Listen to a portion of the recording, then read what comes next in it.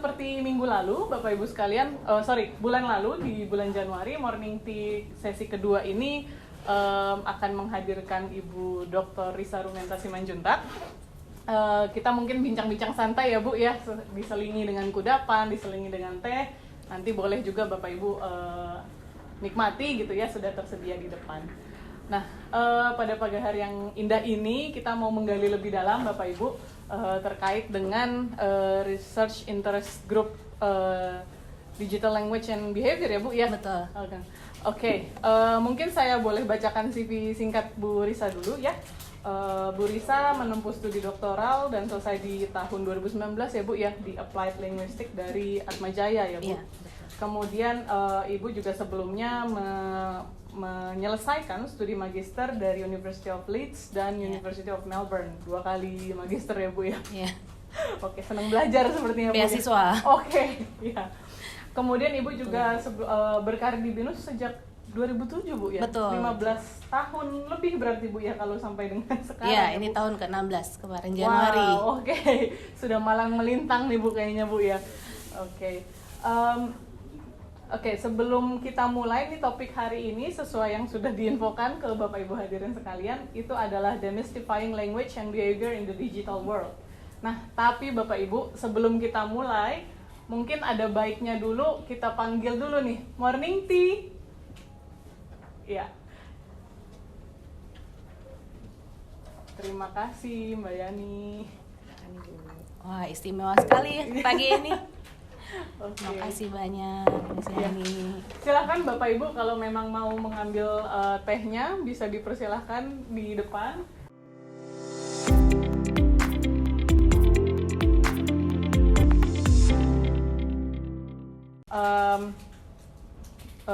Mungkin pertanyaan saya pertama Ibu sebagai pembuka dulu gitu ya. Kira-kira apa sih yang mendasari Ibu pada akhirnya propose nih ada ide Ibu ya Digital Language and Behavior ini sebagai Research Interest Group gitu. Ya. Gimana Bu? Ya, makasih Bapak Ibu sekalian, selamat pagi. Terima kasih banyak sudah kita bisa punya kesempatan untuk nanti ngobrol. Sekali lagi saya mohon maaf ya karena Bapak Ibu sudah sabar menunggu. Kenapa kok sampai ada Research Interest Group Digital Language and Behavior? Nah, sebetulnya saya ingin cerita dulu sedikit bahwa bidang ilmu linguistik itu sudah di BINUS sudah lama ya, sejak awal mungkin dibentuknya institusi pendidikan ini mulai dengan mungkin salah satunya mata pelajaran bahasa Inggris gitu ya. Nah, bidang ilmu ini tuh sebetulnya bidang ilmu yang cukup mendasar. Pada perkembangannya bidang ilmu ini ketemu dengan teman-teman yang mengaplikasikan linguistik, coding dari linguistik, misalnya seperti computer science, kemudian business management. Nah, informasi dari manusia itu kan selalu dalam bentuk bahasa ya, Bapak Ibu. Kita kan nggak berkomunikasi dengan coding. Tetapi saya melihat kok kayaknya kita penelitian sendiri gitu. Kalau kita mungkin partneran satu jurusan aja begitu. Nah, sebelumnya saya punya kesempatan juga menjadi member di Research Interest Group yang namanya Cross Cultural Communication. Nah, ternyata teori dasarnya linguistik juga, Bu Francisca. Jadi saya pikir sepertinya karena dunia sudah semakin kompleks, kemudian publikasi juga menghendaki kita menyelesaikan masalah secara multidisiplin. Ini sepertinya sudah masanya ya kita berkolaborasi. Jadi kenapa terbentuk RIG ini? Karena memang di ruang yang non formal atau di keseharian kita sering ngobrol sebetulnya. Ya, jadi ini wadah buat nantinya ketika kita ngobrol lagi kita bisa mengenalkan branding kita lah gitu. Saya peneliti multidisiplin, ruang lingkup saya adalah menginvestigasi digital language and behavior gitu. Berarti dari ide itu sebenarnya bisa ke berbagai macam bidang ilmu ya Bu ya. Jadi tidak hanya di linguistik saja atau di sastra Inggris saja. Bisa tadi Ibu sebutkan computer science, engineering juga bisa gitu ya. Oke. Momennya mungkin gini, momennya sebetulnya karena digitalnya lagi rame gitu.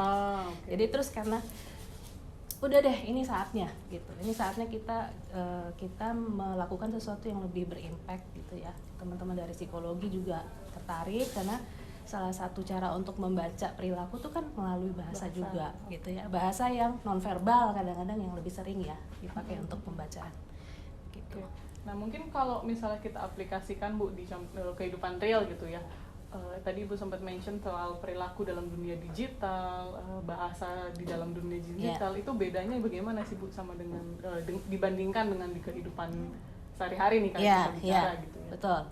Nah ini yang menarik nih Bu Cia ya, karena kita selalu bilang bedanya. Ketika kita bilang beda, kita memposisikan diri kita tuh sebagai other. Nah, itu teori sastra tuh, filsafat. Ketika kita bilang other, beda, kita berseberangan. Padahal untuk generasi digital native itu tidak ada berseberangan, itu natural aja gitu. Kalau kita tanya sekarang, ya selamat pagi. Salah satu rekan dosen itu kebetulan ya beberapa saat lalu cerita, nyawa saya tuh setengah di smartphone. Jadi dia nggak bisa kalau keluar pagi hari nggak bawa itu smartphone. Alasannya valid sih, karena di situ ada data pribadi, ada jadwal dia, ada draft-draft pekerjaan gitu ya. Jadi untuk generasi yang seperti itu dan generasi yang lahir dengan dikelilingi oleh gadget, tidak ada beda. Ya memang dia lahir seperti itu. Digital world itu, digital language itu adalah bagian dari identitas dia gitu.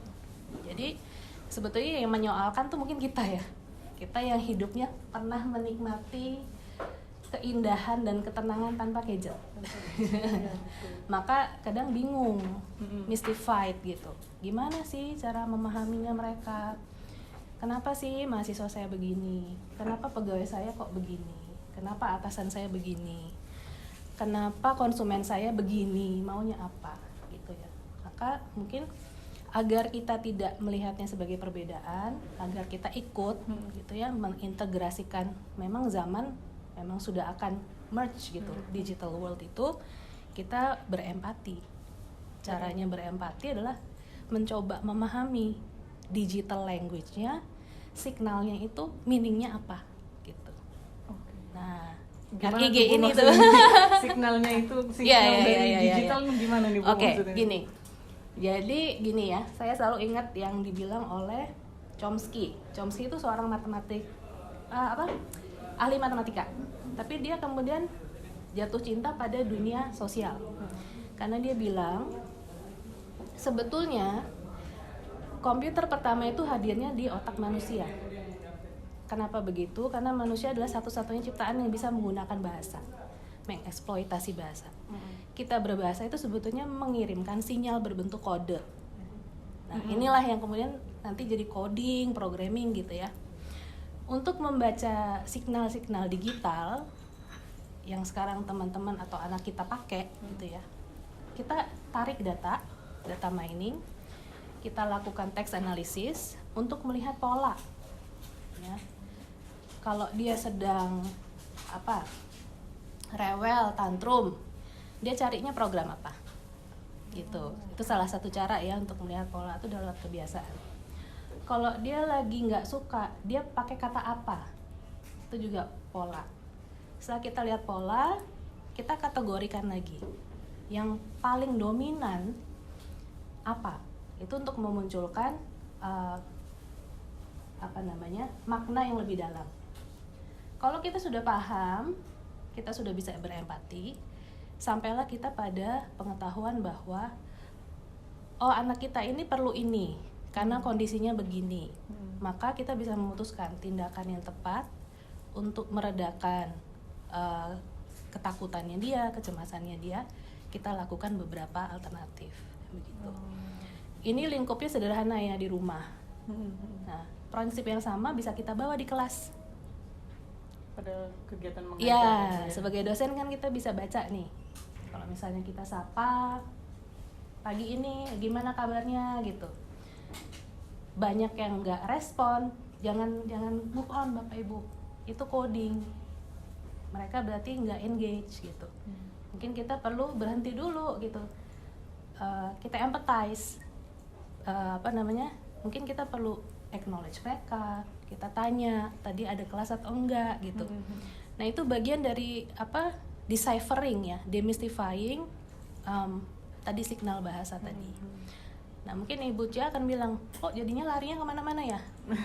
Jadi ke pendidikan, jadi psikologi. Nah pada kenyataannya ya kita nggak bisa kalau nggak kolaborasi gitu.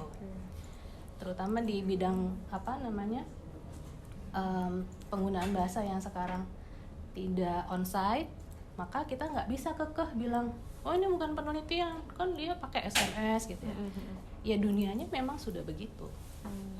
Maka kitanya yang harus adjust gitu ya? Iya, adjust, peka, mau tahu gitu ya. Okay. Dan kita kolaborasi dengan bidang ilmu yang lain.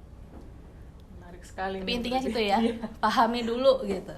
Iya, berarti memang mau tidak Decipher mau dulu. ya kita memang ada perubahan nih dari yang zaman ikut berubah, digital menjadi sesuatu yang memang sudah melekat di kehidupan kita sehari-hari ya Bu ya. Jadi memang harus kitanya yang lebih empati, kitanya yang lebih peka untuk menangkap sinyal-sinyal dari lawan bicara kita ya, baik itu mungkin anak atau mungkin mahasiswa kita gitu ya Bu ya.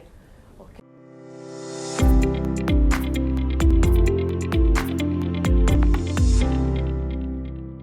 Kita masuk tadi kita sempat bahas introduction ya Bu ya, terkait dengan digital language and behavior, RIG Ibu, kemudian kenapa Ibu kemudian tertarik di bidang itu, kenapa membuat RIG. Nah ini mungkin saya akan mulai masuk ke arah digital world nih Bu.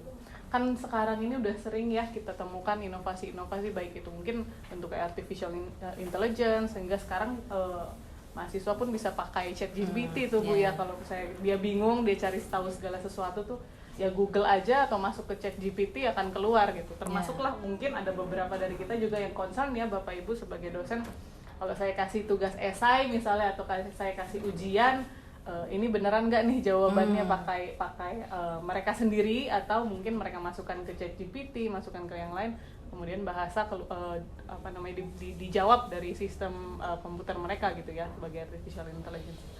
Nah itu kira-kira gimana Bu dari keilmuan Ibu nih dari bagian digital language-nya? Ya ini lagi rame memang ya. Betul. Dan banyak sekali sudah masuk ke ranah pendidikan ya. Betul. Beberapa teman dari RIG juga mulai gelisah dengan artian bagaimana kita memberikan value gitu atau kita mengcounternya seperti apa. Nah, memang perkembangan artificial intelligence ini tidak bisa dihentikan. Kita nggak bisa bilang dengan alasan etika atau apa gitu untuk mengatakan bahwa kita nggak mau pakai. Mungkin bisa saja ada pernyataan itu, tetapi kita tidak bisa menghentikan pilihan manusia, khususnya mahasiswa gitu ya, yang rasa penasarannya sangat tinggi. Nah maka mungkin respon dari kita sebagai edukator, sebagai pendidik itu adalah memunculkan nilai yang sebenarnya dari makna dari pendidikan, makna dari diskusi, makna dari interaksi, sehingga anak didik kita ini sadar, oke, saya dapat nilai maksimal, oke, saya dapat nilai A, tetapi saya tetap gelisah karena saya nggak belajar. Nah itunya yang aspek itu yang mesti kita sentuh. Kalau ini menurut pendapat pribadi kita ya, karena kita nggak bisa bilang jangan tidak gitu ya. Justru ini akan memunculkan sikap yang ingin menantang gitu. Tetapi dengan pemahaman seperti itu, maka kita akan memiliki pola assessment dan monitor yang sedikit berbeda Bu Cia. Jadi mungkin nanti mungkin ini ada nih penelitinya nih di ruangan ini, nanti saya undang ya Bu Wiwi dan Bu Meni untuk sharing juga. Yang kita lihat, kita sepakati adalah kita memberikan assessment dan monitoring yang sifatnya pribadi, yang ketika dia menjawab muncul aspek emosi, muncul aspek opini ya. Bapak Ibu perlu sadar juga bahwa mesin tuh tidak punya emosi. Nah ini titik lemahnya AI, dia sempurna di segala hal tetapi dia tidak bisa memunculkan spike. Ya, kalau kita patterning tadi nggak ada spike-nya, datar. Patternnya dilakukan dengan sangat metodologis, perfect gitu. ya seperti maunya deskriptor kita gitu. Tetapi kalau kita coba geser dikit lah deskriptornya untuk aspek opini dan pendapat pribadi dari experience dia, itu nggak akan ada di ChatGPT itu. Tidak ada juga pick, ya. Pick ini kadang kita tangkap sebagai error, padahal sebetulnya enggak. Itu wujud ketika dia melibatkan diri dalam menjawab. I feel like, I don't think so, I assume, itu di ChatGPT nggak ada. Ya, jadi mungkin sifatnya tidak bisa menghentikan gelombang perkembangan, tetapi kita nggak terus gelisah ya dengan itu, karena kita bisa memberikan apresiasi pada mahasiswa yang tidak pakai gitu. Misalnya mahasiswa ada dua-duanya pinter, tapi salah satunya tergoda lah untuk pakai ChatGPT. Oke, mungkin kita kasih dia nilai 85. Tapi untuk mahasiswa yang kelihatannya kok ya nggak terlalu bagus banget lah gitu, tapi kita lihat effortnya. Kadang kita perlu merelakan kasih nilai lebih. Gitu. Jadi bukan lagi jawaban yang tepat ya, tapi jawaban yang melibatkan effort yang lebih gitu. Ya ini pendapat pribadi. Karena saya selalu bilang ke mahasiswa, kamu cari nilai aja atau gitu. Ya. Nah, tapi boleh ya saya undang ya. Silakan Bu. Kami sedang merencanakan untuk melakukan penelitian lebih lanjut dan mempublikasikan ya Ibu Wiwi, ya mungkin bisa monggo Bu. Dari case-nya beliau nih yang sangat menarik. Boleh Bu, silakan Bu. Mari Bu.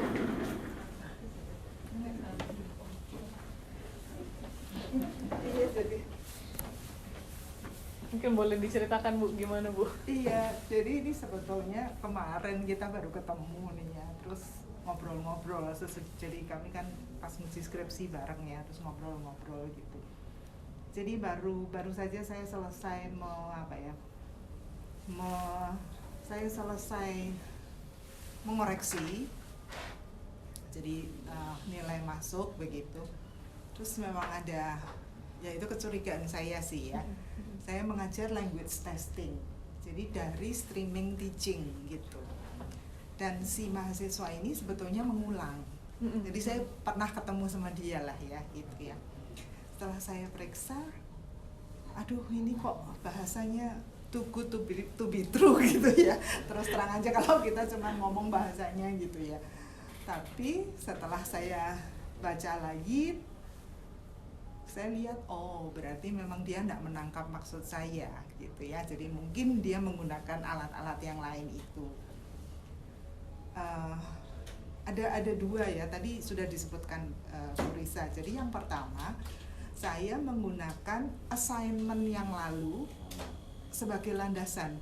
Jadi saya masukkan juga gitu. Jadi berdasarkan assignment yang beberapa minggu lalu kamu lakukan gitu ya, tolong bandingkan dengan yang punya saya ini gitu ya. Terus kamu analisa gitu. Analisanya apa? 1, 2, 3. Nah, salah satunya tadi refleksinya muncul. Apakah sebenarnya yang saya post di situ linknya tuh bagus banget dari Cambridge gitu kan, tes dari Cambridge kan oke banget gitu ya. Tapi saya tetap tanya, is it a good one? Why or why not? Gitu. Bisa nggak kalau ini untuk classroom based assessment, karena kita belajar tentang itu kan. Beri alasanmu, beri contoh-contohnya. Mati dia di situ nggak muncul gitu, nggak muncul gitu. Jadi kalau menurut saya di dunia yang serba digital ini, kemudian kita juga tesnya online gitu ya. Ya kita mesti kita mesti berpikir bagaimana kita bisa menangkap jawaban dia gitu yang benar-benar. Karena kalau saya bandingkan dengan yang lain, keren banget gitu. Dia bisa runtut dan dia bisa sebutkan semuanya. Nah, itu sebetulnya yang saya mau gitu.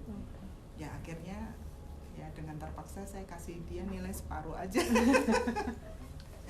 Dan sebetulnya ada dua bagian, yang itu hanya 30 points gitu, karena itu ada teorinya kan, dia bisa browse dari manapun. Nah, yang satunya itu 70% itu dia harus istilahnya create an assessment.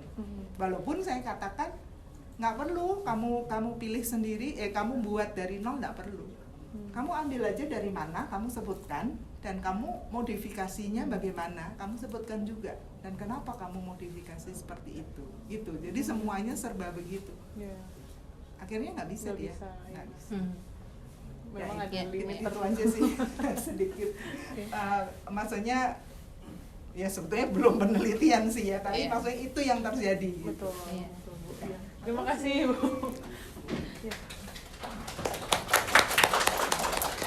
Mungkin Bapak Ibu sekalian di ruangan ada juga mungkin yang mengalami experience serupa. Ya, silakan, Bu. Ya, saya dari Character Building Development Center.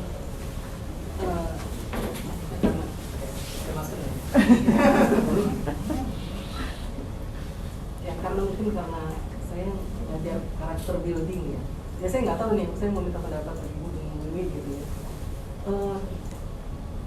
Karena saya pribadi, saya nggak tahu teman-teman saya seberapa ini gitu ya, seberapa sama nggak pikiran saya gitu. Saya yakin pembentukan karakter itu dari pembiasaan. Nah, jadi saya selalu membiasakan pada mahasiswa saya di kelas 100 menit itu, karena karakter building tuh mata kuliahnya kan banyak diskusi gitu. Even diskusi sama temennya di kelompok, saya nggak mau dengar ada kata-kata kasar. Jadi kan mereka kan pakai kelosan tuh ngomong-ngomong ya bahasa-bahasa nama hewan tertentu gitu ya, sama kata-kata pornografi gitu ya. Itu saya bilang sama mereka gitu. Pokoknya di kelas saya 100 menit ini nggak boleh ada kata-kata kasar. Walaupun kamu ngobrol sama temen kamu kan diskusi harus ngobrol, dan ngobrol itu pasti ada obrolan colongan kan gitu kan ya. Pasti nggak mungkin nggak lah, kalau mereka ngobrol pasti telepati dong kan gitu kan nggak mungkin juga. Pokoknya nggak boleh satu kata pun. Saya ngomong gitu, dan itu peraturan di kelas saya. Dan saya membiasakan kalau ujian harus pakai jurnal ilmiah. Bukannya apa-apa, saya membiasakan mereka. Saya nggak tahu apakah hanya di mata kuliah saya atau gimana, pokoknya minimal di mata kuliah saya mereka merasakan baca jurnal ilmiah, minimal lihat deh gitu, minimal tahu judulnya gitu kan ya. Jadi mereka ya kan kita di dunia akademisi ya minimal mereka pada saat di kampus mereka berperilaku akademis lah kan gitu aja gitu. Perkara luar saya udah nggak tahu lagi kan gitu ya, apalagi saya kan acara studi MKD. Jadinya kan ya kita cuma ketemu ya 2 SKS kan gitu kan ya. Nah saya minta pendapat Ibu. Tepat nggak kalau saya memperlakukan hal ini? Ya. Gimana, Bu Risa? Dan saya undang beliau lebih senior Bu dalam sebagai pendidik. Teman saya itu bikin kayaknya lagi bikin penelitian, saya nggak tahu di jalan atau belum. Itu kayaknya hubungan karakter dengan bahasa. Iya, betul Bu, betul. Gimana? Ibu-ibu? Monggo saya undang senior saya dulu.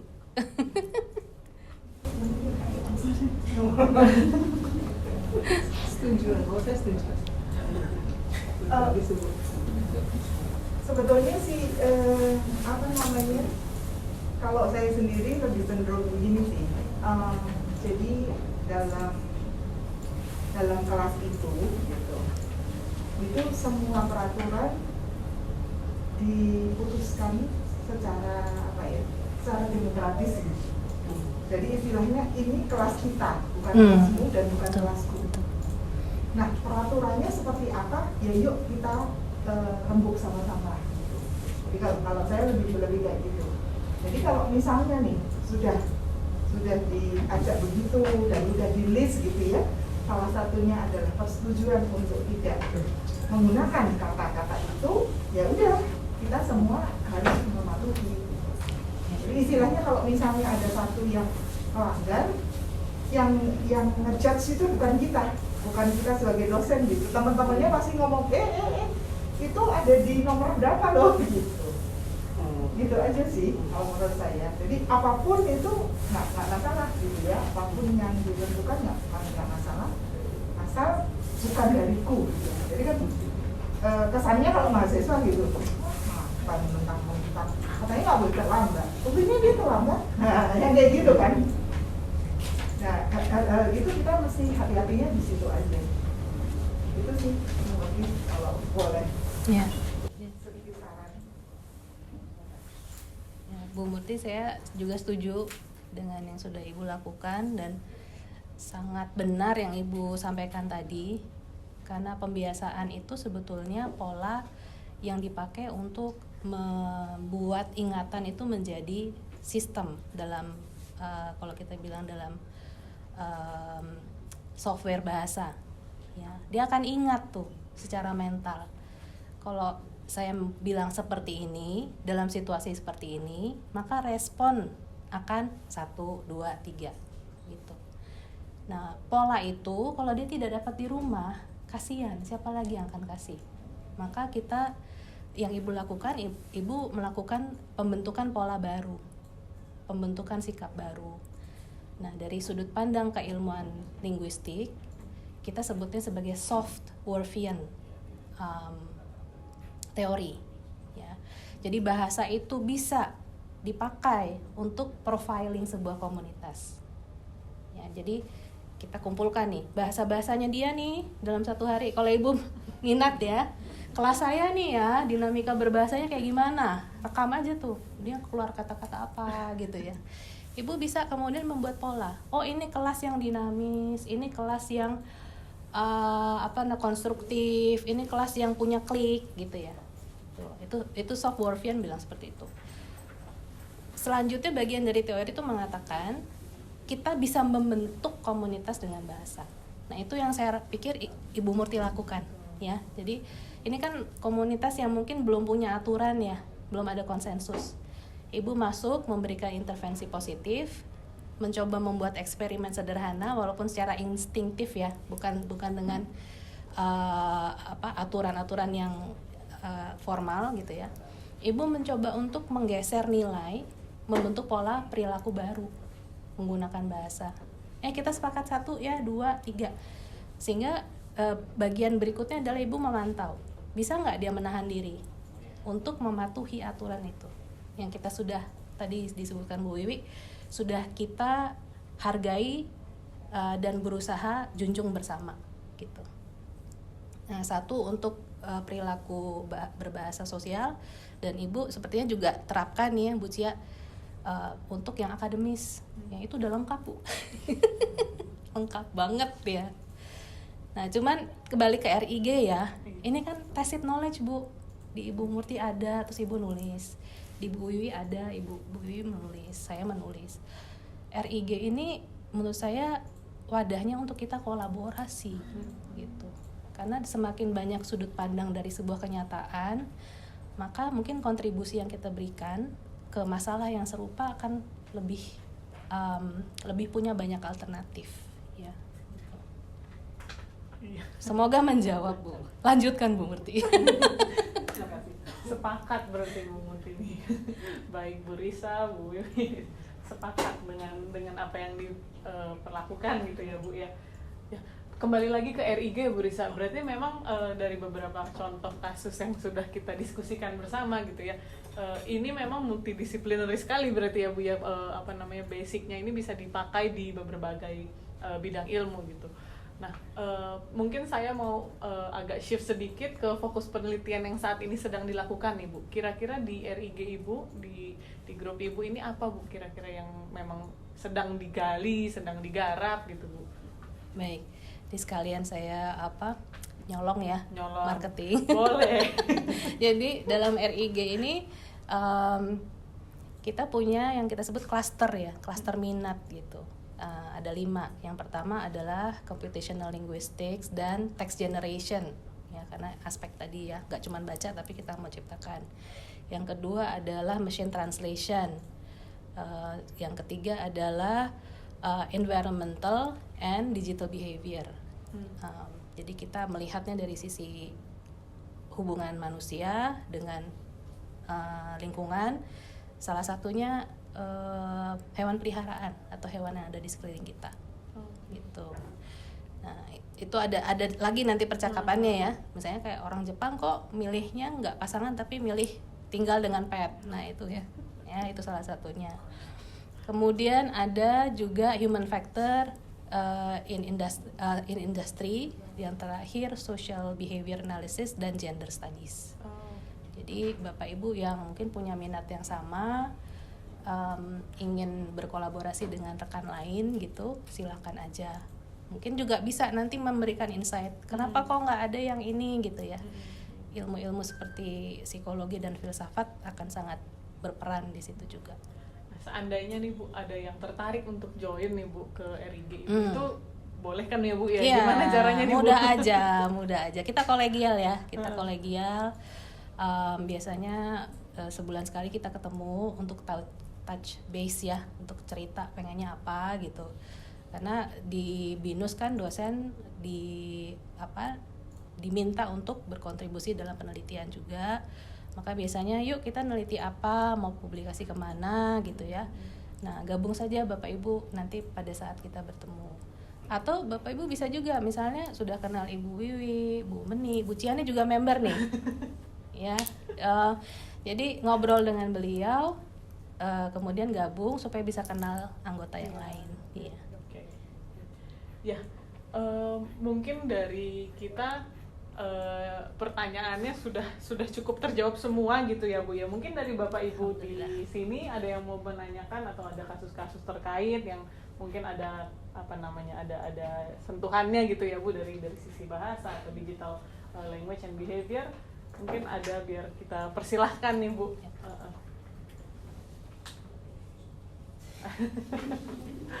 Silahkan Pak.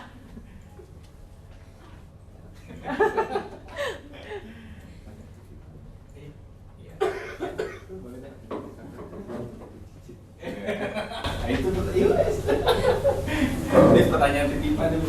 Oh iya. Kita menjadikan sebuah digit. Gimana Pak? Ditolong Pak. Bagaimana? Digital Bikin produk Pak. Paham ya. Titipan ya. Iya. Yang saya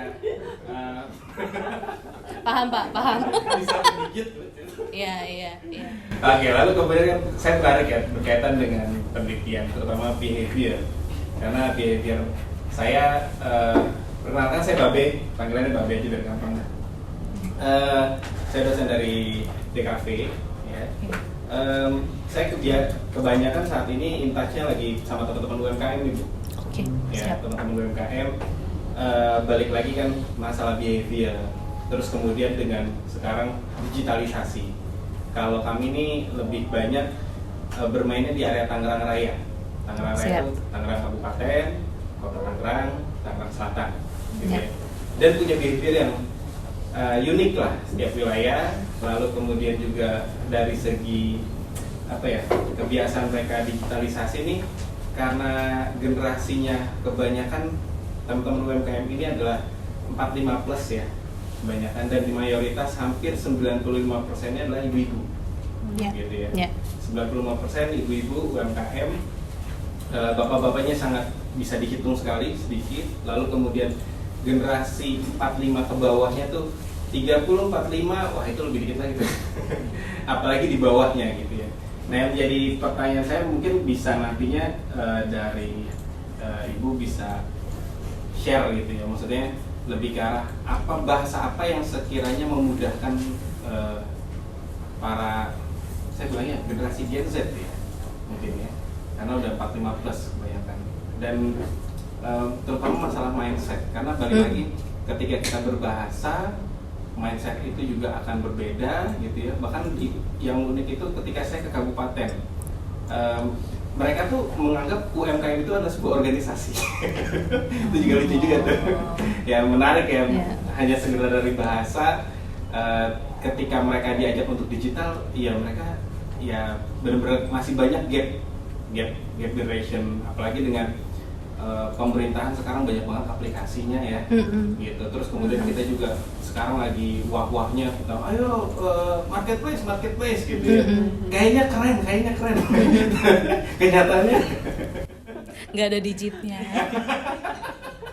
ya gitu Bu ya. Jadi mungkin saya butuh sharing lah ya, berkaitan dengan apa sih yang teman-teman udah lakukan gitu. Terus kemudian ketika di masyarakat terutama ya mudah-mudahan bisa bantu kami nih Bu gitu ya, di teman-teman UMKM gitu ya, bisa oh iya kira-kira kayaknya di grade-nya seperti ini, kira-kira butuh apa ya, polesan-polesan yang lebih menarik, akhirnya nyampe ya memang merubah mindset emang sulit ya.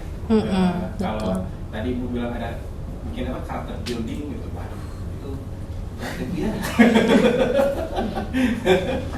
Nah ini ya setidaknya kalau ibarat ada tembok, kita nggak usah ngancurin, kita manjat aja deh gitu. Atau kita coret-coret aja tuh di tembok gitu. Supaya berkarakter gitu ya. Seperti itu mungkin gambarannya. Mungkin bisa sharing-sharing lah. Ya. Siap, Be. Be, makasih banyak. Ingin tanya juga nih, Be. Kalau usia 19-20-an masih makan laksa nggak? Apa? Masih kenal nggak ya namanya laksa? Tergantung ya, Bu. Berarti enggak ya? Kalau iya. Tergantung tuh ada yang enggak. Nah, karena gini, karena kan laksa itu di kota Tangerang itu kan wilayah. Ada di dekat, saya lupa nama jalannya. Itu tuh ada sepanjang jalan itu emang jualan laksa semua kan. Ya. Dan di situ ada banyak anak SMA, SMK juga banyak di situ. Okay. Ya kalau sih bilang mungkin masih ada gitu. Iya. Karena apalagi dekat pengadilan negeri Tangerang. Iya. Terus ada kantor imigrasi. Enak itu paling kan, enak. banget. Kalau saya bilang masih ada, tapi kalau untuk menjadikan tahu banget enggak juga. Bukan top of mind ya. Top of Kalau diminta untuk milih sama Mixue, oke, ya. Jadi yang mungkin bangun tidur kepikir makan laksa cuman Gen Z tadi ya. Nah, gitu Be. Jadi itu sebenarnya respon alamiah saya untuk mancing sebetulnya Be. Bahwa di dunia digital kalau tidak ada presence di dunia digital berarti tidak ada gitu. Jadi kapankah seorang pembuat laksa yang lezat ini menghadirkan dirinya ke dunia digital? Ya, mungkin nggak kepikiran, karena buat kita yang namanya transaksi adalah ketika seorang pembeli mendekati produsen. Nah di dunia digital tuh nggak kayak gitu ternyata. Sebelum ada kebutuhan hadir dia hidupin ponsel Mixue, belum kepikiran, tapi lama-lama jadi kok dia ngomongin Mixue, kok dia nyebutin ini, kok dia bilang ini, pengen nyoba gitu. Nah, nyambung ke RIG ya, Babe. Kemarin kita tuh kepikiran gitu. Ini kok gempurannya semakin lama semakin nggak tertahankan. Sementara jajanan ya, kalau kita bilang jajanan kita, kuliner kita, legacy kita gitu ya, itu kok semakin nggak hadir gitu di dunia digital. Maka mungkin kalau ditanya kita bisa melakukan apa, ya kita hadirkan aja mungkin ya. Teman-teman yang di DKV ini justru menurut saya potensinya sangat luar biasa. Karena salah satu ciri komunikasi atau bahasa digital adalah nonverbal. Tapi semiotik. Munculnya gambar, visual semua gitu. Ya. Nah, hadirkan itu mungkin dengan keilmuan kita. Kita tidak berhenti di paper saja, tidak berhenti di analisis, dipublikasikan, yang dibaca juga segelintir orang yang punya minat juga sama penelitian, tetapi supaya ada makna dan akhirnya nanti bisa jadi bermanfaat buat banyak orang, mendatangkan keuntungan juga. Mungkin itu tadi produk gitu. Ya, produk itu bisa berupa layanan, konsultasi, pelatihan gitu ya. Yang tadi mungkin jangan pakai bahasa yang tinggi-tinggi ya, tapi kita bilang yuk laksa dijadikan ini gitu, munculkan, punya dong Instagramnya gitu, lihat dong responnya gimana. Karena sebagian besar bahasa yang muncul di digital itu adalah komen. Justru yang penting tuh komennya gitu. Kalau bagus gitu ya, tapi nggak dikomen, nggak direspon, berarti nggak hadir juga gitu. Yang berikutnya ya produk bisa aplikasi, bisa juga kita yang bikin gitu. Ada yang tercetus untuk misalnya bikin just tip tapi khusus jajanan sekitar Tangerang, ya itu kan knowledge cuman kita yang punya, ya. Mungkin kalau marketplace yang lain atau misalnya seperti GoFood kan yang masuk adalah brand-brand baru, tapi yang istilahnya itu local gems, informasi yang kita tahu di gang mana gitu ya, buka jam berapa, kalau misalnya mau beli sebaiknya hindari, hanya orang lokal. Jadikan itu aplikasi. Itu mungkin salah satu digitnya ke situ, Pak. Digital jadi iya, digit ya, Bu, betul. ya. Karena kita bisa bilang gue yang punya gitu knowledge-nya gitu. Kalau mau ya beli gitu. Kadang tuh gini ya, mungkin titipan boleh ya? Boleh, silakan. Ilmu sosial tuh sangat low profile gitu. Kita nggak terlalu banyak muncul di permukaan, kita banyak memahami tapi kita tidak muncul sebagai produk aplikatif. Jadi pengennya tuh teman-teman sosial jika nanti bergabung di RIG bisa temenan, bisa kolaborasi baik gitu ya, dan real dengan yang ke ranah aplikasi, computer science, sistem informasi, supaya hadir gitu produknya, supaya bisa dipakai, UMKM bisa pakai, teman-teman yang lain bisa pakai gitu ya. Menjawab nggak, Be? Sorry ini ngomongnya kebanyakan. Memang ini bakal panjang sih ya, Bu ya. Iya. Emang harus ya sharing lah lebih dalam kira-kira. Iya. Karena saya juga butuh bantuan dalam arti kata, kira-kira nih yang teman-teman sudah lakukan kayak gini, kira-kira bisa nih kayak diaplikasikan ke masyarakat, terutama UMKM gitu. Karena kan nggak bisa sendiri lah. Betul. Hal kayak gini butuh banyak pihak, sehingga akhirnya yuk kita bantu nih teman-teman UMKM di area Tangerang gitu ya. Iya. Ya hal-hal kayak gini loh. Iya, siap Babe. Iya. Kita Bisa collab ya. Iya. Siap bantu. Bisa diwadahi Babeh dengan Bu Risa. Oke, siap. Gender apalagi tadi ya disebutkan betul, ya, ibu-ibu. gender. Langsung ke UMKM ya, Bu, Iya, ya, langsung ke masyarakat gitu. Iya. Oke, mungkin mengingat waktu juga Bu Risa ya, sudah banyak diskusi yang kita lakukan, pertanyaan-pertanyaan yang diajukan gitu ya, dan kita bahas. Mungkin untuk sesi kali ini kita bisa cukupkan dulu Bapak Ibu sekalian.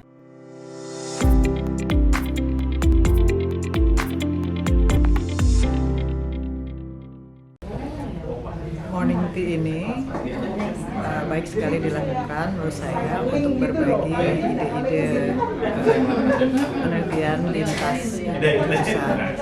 Nah, pagi ini kami membicarakan soal digital language and language behavior, di mana teman yang hadir juga lintas jurusan. Menurut saya ini baik sekali sebagai salah satu ide untuk penelitian kolaborasi dan rutin dilakukan. Saya pikir akan baik sekali. Begitu. Komentar tentang acara Morning Tea. Nah, ini acara bagus banget ya. Jadi di sini kita bisa memperluas wawasan dan beraneka ragam bidang lah, karena kan ini ujung-ujungnya kan penelitian. Sedangkan sebenarnya kalau penelitian itu kan apapun bisa diteliti, dan saya yakin nggak ada penelitian jelek gitu ya. Semua penelitian bagus gitu. Jadi karena apapun bisa diteliti, dengan adanya acara-acara seperti ini bisa menjadi ajang bagi kita untuk bertukar pikiran, memperluas wawasan kita untuk iya, wawasan kita lah yang tadi kita nggak tahu, kan jadinya tahu lah, minimal 90% aja kan lumayan gitu ya, untuk memperluas wawasan kita gitu. Lagi pula kita sebagai Binusien kan karena harus melakukan penelitian untuk ya itu salah satu kewajiban kita sebagai dosen ya. Jadi tentunya perluasan wawasan ini sangat penting. Jadi dengan adanya acara-acara seperti ini menjadi sangat penting untuk kita untuk memperluas wawasan dan pergaulan juga. Gitu.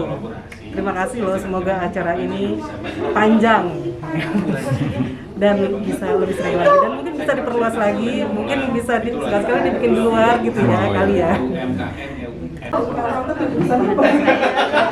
Acara ini sangat baik, suasananya juga sangat akrab, kemudian kita bisa saling membagikan minat bidang ilmu kita masing-masing, menceritakan kasus yang kita hadapi untuk kemudian menjadi potensi penelitian. Sukses terus ya Morning Tea.